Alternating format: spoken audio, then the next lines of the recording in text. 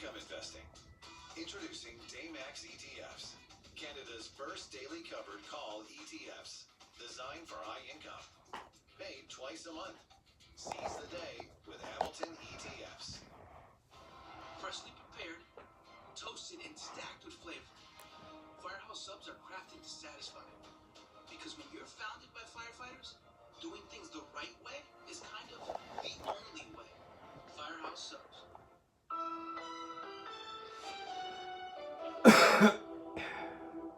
The federal government is set to announce consultations on its first ever national anti-fraud strategy. Finance Minister François-Philippe Champagne will highlight measures to combat economic crimes such as fraud next hour. Now here's part of the statement released earlier in the day. As fraud grows increasingly sophisticated and harder to detect, from ghost texts and mysterious links to masked voicemails, it represents a rising threat to the financial of all Canadians. Fraudsters target Canadians across age groups and use a variety of methods, from seniors on the phone to younger people on digital platforms. To confront these evolving tactics, the federal government is taking a decisive step toward a more secure financial landscape. The strategy aims to establish a robust, multi-sector approach to combating fraud throughout the entire life cycle, from averting fraudsters' initial contact with victims to preventing fraudulent transactions to mitigating harms to fraud victims. Okay.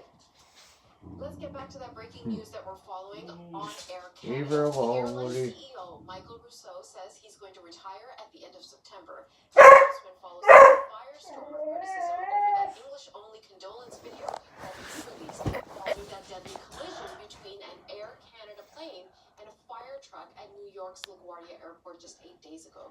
CBC's Hillary Johnston has been following this story. Take us through with the airlines. So at this point, they say that Michael Rousseau is going to retire by the end of September. By the end of the itself is subject to the Official Languages Act. Have been calling on him to resign, pointing out that this is not his first issue in this particular area, or first time he's had this issue in this particular area. A couple of years ago, he gave a mostly English speech where he then quipped about lived in Montreal for more than 14 years.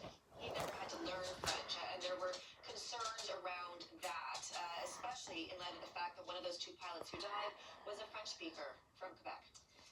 We know that he got a tremendous amount of reaction, much of it negative, and now there's reaction to this late decision. So the statement was released in translation, saying that he salutes this decision, and also saying that the board have to ensure that the next CEO speaks. We're hearing something sort of